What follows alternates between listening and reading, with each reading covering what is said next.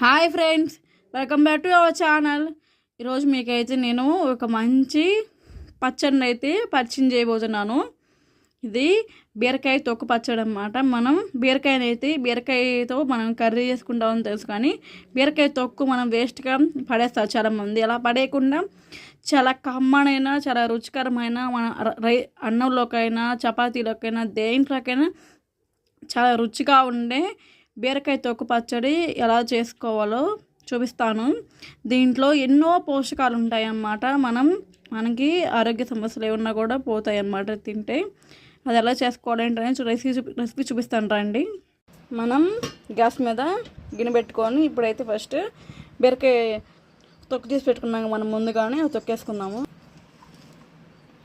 శుభ్రంగా కడుక్కొని 2-3 సార్లు శుభ్రంగా వాష్ చేసుకొని వేసుకోవాలి.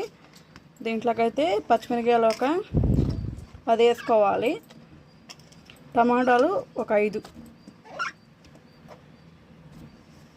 వేసుకొని బాగా కాసేపు మగ్గించుకుందాము. కాసేపు మూత పెట్టుకొని ఇప్పుడు దీంట్లో కొంచెం దీనికి సరిపడా ఆయిల్ వేసుకుందాము.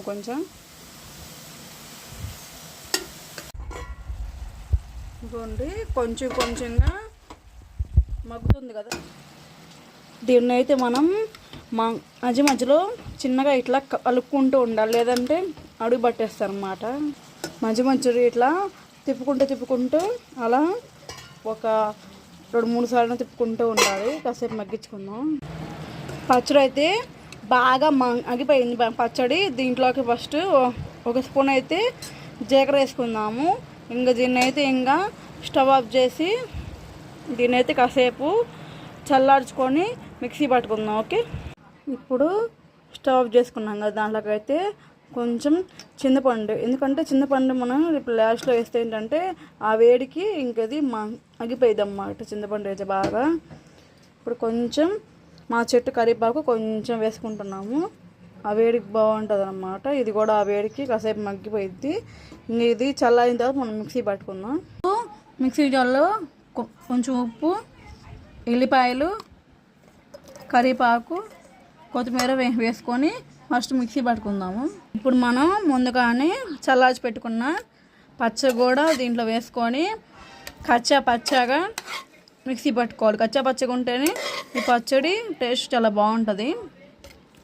ఇదైతే మనకి ఏదన్నా పొట్టలో ఏదన్నా నొప్పిగా ఉన్నా దేనికైనా కూడా బాగా మనకి తిన్న ఆహారం బాగా డైజెషన్ అవ్వడానికి కూడా బాగా ఉపయోగపడుతుంది అన్నమాట. ఈ పచ్చడి అయితే తొక్కు పచ్చడి మాత్రం చాలా అంటే చాలా టేస్టీగా ఉంటుంది. మీరు కూడా ట్రై చేయండి. మన టేస్టీ బీరకాయ తొక్కు పచ్చడి అయితే రెడీ అయిపోయింది అనమాట. దీన్ని వేడి అన్నంలో వేసుకొని తింటే ఉంటుంది, చాలా బాగుంటుంది. నెయ్యి వేసుకొని తింటే. మా వీడియో నచ్చితే లైక్ చేయండి, షేర్ చేయండి, సబ్స్క్రైబ్ చేసుకోండి. ఇలాంటి మరిన్ని వీడియోస్ కోసం మా వీడియోస్ని చూస్తూ ఉండండి. Okay, bye.